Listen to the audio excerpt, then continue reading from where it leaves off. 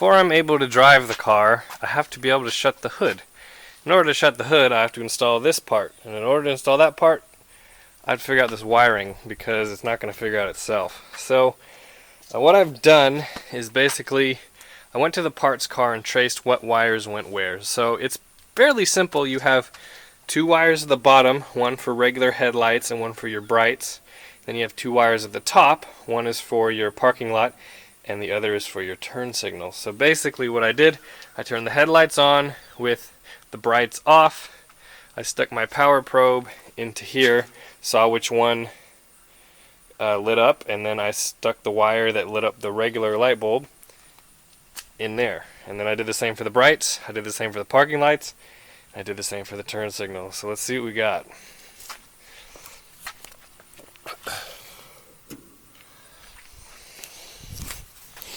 So here are the parking lights. Basically, they just light up. That's what they look like with the lens in.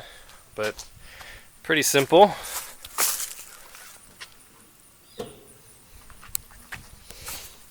Here are the headlights. So those work, so that's awesome. The bright switch is actually on the floor, and if you click it, you'll see that this little indicator lights up, which means the brights are on. And if we come out to the headlights, they're actually brighter than they were. So those are working. Next was the turn signals. This was a little bit more difficult than the rest of it, and I'll show you why. So in order to turn the turn signals on, you have to turn the key on,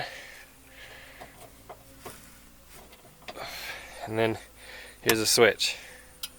So you can see they're working now, but there's a couple things I had to do to get them to work. The first was, I'll leave the signal on just for fun. The first was I had to clean out this socket. So you see two screws inside of there. I had to pull the socket out, clean it. It was really, really dirty, but with good ground and good contact on the bulb, it works. The same with this rear light. I had to remove the lens and I had to get sandpaper and clean all inside of it because it was really dirty inside of there. So with those taken care of, we now have turn signals and we now have headlights and parking lights. I don't know if we have brake lights, but I'm tempted to find out. The front of the Olds might look a little different than it used to. So I finally got the wiring figured out, which means that I was able to put all these pieces that I've had laying around for the longest time actually on the car. The biggest help was the parts car, because every single one of these bolts and connectors and everything was from the parts car. I also replaced this inside part, which is obviously bent up and messed up, and attached it underneath. You can see it through there. So one thing I figured out is that these corner pieces are made of pot metal and they're super fragile, and obviously mine are broken. The ones on the parts car for the most part are broken. The only other thing that I'm needing to figure out is this hood latch. So obviously it works when you put your hand under here. You can get it to work, but it doesn't go very well. So I'm going to lube it up and see if that works. If it doesn't, I have a really nice one out of the parts car I'm going to put on. And then from there we can try to shut the hood for the first time. After way too many hours, here's the finished product. So I didn't clean it up or anything, but we have this, I guess it's, I don't even know what to call it, this panel back on the car. And the best part is now the hood will actually latch and shut. So something cool is, let me show you, under here we have this will release the hood to begin with, but we have an emergency release or a latch right here. So in case the other one fails, this one will hold your hood down so it doesn't fly up. So let me show you shutting the hood.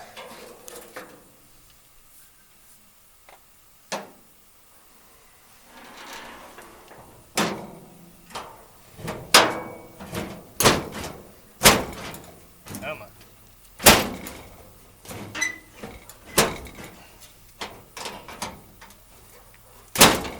There we go. So not perfect, it could use some adjustment, but As you guys saw last time, oil really wasn't getting up to the rockers. There's plenty of oil pressure, but it wasn't getting up to the very, very top. So I incorrectly said last time that oil comes up the push rods and then comes out of the rocker arms. It's actually, it comes into this shaft right here. And basically, I pull this, see how oily this bolt is? That's because the oil will travel up this oil passage. You can kind of hear it squishing around inside of there, and it'll come out into the shaft and then out of each one of these rockers. Now, maintenance on these cars back in the day honestly was take the rocker shaft apart and clean it every so often. So here is the book that shows how it disassembles. When I get it farther apart, I'll show you how the oil comes out of it.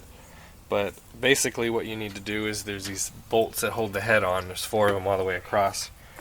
That's going to be 14, 13, 11, and 12 on the cylinder head, and then there's also these other bolts that come out as well. So everything really needs to come out, and I'm going to keep the bolts lined up in a pattern where they will go back in the same place. I don't believe oil comes out of these. I think these just help hold the shaft down. But I'll get it out, and then we will take it apart and clean everything inside of it. As you guys can see, there are no holes on the ends of these push rods. The only issue I'm seeing is there are a few that have points on them. So, for example, this one, and then there's one right here and one at the end. Might be buying new push rods, but it might be kind of pointless if the lifters underneath them are no good. As for the actual valves themselves, they look pretty decent. Here's the shaft, and you can see, I believe oil comes out of these bolts right here, 1, 2, 3, and 4, just because it's dribbling down. Obviously the bolts are getting oil pressure. I just don't think they're coming through the rod, which right now is leaking all over my battery tray, which means I think all the passages inside are all clogged up. So pretty easy. It basically disassembles just like this. You disassemble it, clean it all out, and then put it all back together. The only thing I don't know what to do with are these push rods. I guess I have another engine in the back where I can grab some push rods and throw them in, and hopefully it changes. So I pulled the cotter pin out of the end, and basically it's spring loaded. So I'm just going to pull it apart piece by piece. We have a washer, we have a little spring washer, and then a second washer. So we'll pull those off. And then you can see this is the first rocker arm. So this is how they get oil. You see there's a hole inside that groove. So that basically pukes oil into the back of it, and then what that does is that will eventually slide down onto the valve. So that's how that works. So we'll pull these pieces off one by one. It looks like the oil comes up through the head bolt right there. You can see the oil galley right there. And we'll just do one at a time all the way down and make sure everything is clear. Spring, and it basically just disassembles like that. Alright, they don't look too bad, to tell you the truth.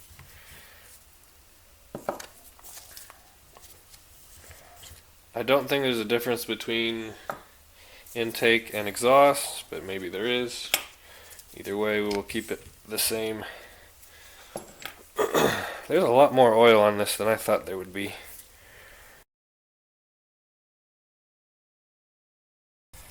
Here we are on my old faithful parts car.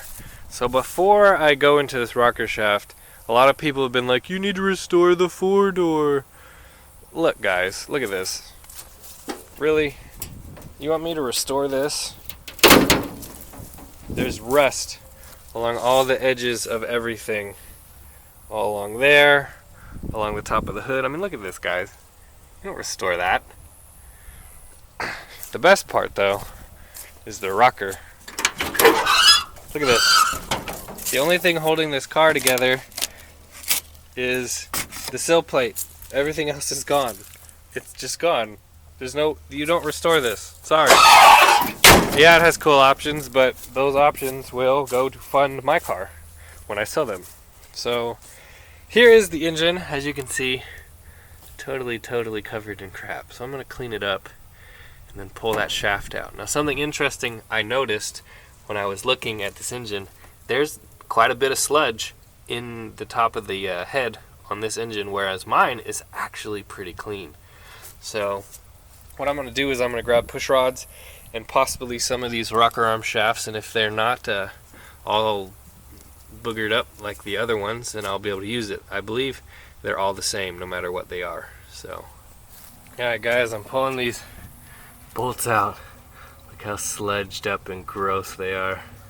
Obviously this car isn't running a long time, but watch this.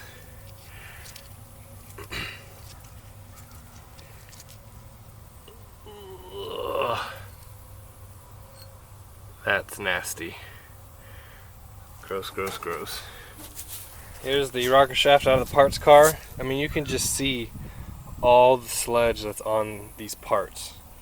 It's way different than what came out of the Olds 88 that I'm working on.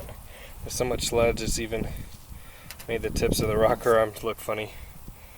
But in other good news, all of these push rods look good. None of them have points on them.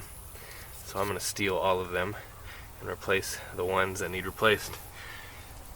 I will also replace the rocker arms that need replaced, and then I will repeat the same thing on the other side and make sure we're all good. It's time to put this rocker arm shaft back together, and what I'm going to do is, if you look at, for example, this one, it has a really nice small hole, and if you look at this one, see it's been wallowed out and kind of eaten up. I'm going to go piece by piece, selecting the best rocker arm from these identical shafts, and the goal will be, if I have the same rocker arm on the same valve on the same engine, it should be okay. I believe all these rocker arms are the same. There's no difference between intake and exhaust. They all have the same part number stamped on, let's see, you can see this one, stamped on the side. So I should be good to go. I'm also going to clean up the shaft just a little bit with some emery cloth and then stack it all up together and put it together. So something interesting is that these rocker arms are really difficult to get off because they were all sludged up and nasty, whereas these ones all just slid off really nicely. So that just shows how long the other one's been sitting and how recently the other one's been driving. So fingers crossed, we'll still be good. Here are the push rods out of the old one. Obviously I'm going to clean them up a little bit, but all the tips are good, and I measured them to one of these push rods that is in good shape, and you can see that they're the same. Now here's one that's kind of been eaten up. That might be a large reason why those rocker arms weren't moving as well as the other ones, is because the wear that's on these push rods. Now I think this is just wear from use. I don't think it's wear from under oiling, but we'll just have to see. As I'm assembling these rocker shafts, something that I've noticed is, as I'm inspecting the ones I'm pulling off the parts car, I've noticed that the oil passages are completely clogged up. I mean, that's why you don't want to skip on an oil change, because the sludge will just, I mean, you see that hole? It's supposed to go all the way to the end, and it's completely plugged up. Also, this hole is completely plugged up. So I have two drill bits that are a little bit smaller than the actual passages. I'm using my drill to pretty much drill the dirt. It's just dirt and sludged up oil. It's not hard or anything. I'm using that to clear these passages and make these rocker arms ready to go. But other than that, it's working out fine. It's coming back together pretty easy. Here is the finished product. So, believe it or not, I used all but two old from the parts car to put on the new car. The reason being is that these holes are just wallowed out, which means I will be using the old push rods in the with these. So other than having to hollow out the oiling holes, not too bad. It all went together pretty well. Sorry about the noise. They're putting in a culvert in my driveway. So I took this side of the rocker arms off, and you know what? All these push rods on this side, they look really, really good. If you look at all the holes, for the most part, they're all, this one's a little bit wallowed out, but the rest are fine. To me, it's not worth taking it apart just to replace one of these. So we're going to leave it be. And obviously it's getting plenty of oil because all the stems have oil from the last time it ran. There's oil coming out of this, and there's oil coming out of the head. So yeah, not as bad as the other side. All the push rods are straight and they look good, so I'm going to leave it alone. I'm going to clean up the old gasket that's on the head, and I'll put the valve covers back on, and we'll be one step closer to putting this car back together. Doesn't this engine look a million times better with the awesome valve covers on it? So the driver's side cleaned up just a little bit better than the passenger side. The passenger side was a little more rusty, so there was less paint on it. But either way, with that being said, I have replaced this heater bypass hose. So basically there's two hoses that come from the heater core to the valve up here, and I'm pretty sure somebody just decided to bypass it because I don't see any other water connections other than the one in the water pump and then the back of the block. So I'm thinking what it's supposed to be is either it comes out of here, goes in the heater core, goes up to the valve that is on the dash that is controlled by the heater control, and then that will then go back into the block. I think that's how it's supposed to work. Either way, it's not hooked up right now, so we'll worry about that a little bit later. What I've done is, this is a piece of 5/8 heater hose out of one of my parts cars. I picked good hose, I mean good used hose obviously, but it's better than what it had on it. I don't think that this stuff, that probably wouldn't have held water very well. It was cracked pretty badly. So with that said, we can fill the engine full of water, but that's not going to do any good until we can get this water pump to turn. And it only has one belt, and we need a generator to do that. So when I got the car, it had some goofy alternator setup thing with this lug nut and wire and who knows what else. But luckily, my parts car provided me with, ta-da, a generator, V-bolts, and the brackets to put it on. So before I put it on, I'll probably clean it up a little bit. I might connect it to a battery and see if I can't get it to turn. I mean, obviously it hasn't run in such a long time and it's super nasty inside, but you never know. I mean, you just never ever know. Clean the brushes, take it apart, put it back together. It could still work. I mean, worst comes to worst, it's going to need rebuilt just because it's had all this dirt and stuff in it for the longest time, but it still turns, so that's a good thing. Take a look. That looks much better, doesn't it? So the old belt that it had on it was really old. It was all cracked and frayed and really gross. I did not get a new belt for it, but I got a good used belt. This is a Gates belt from Napa. It is not cracked when you turn it inside out, and it is a really good belt actually. It's pretty much brand new. It came out of my stash, so I didn't spend any money on it, but got it all torqued up.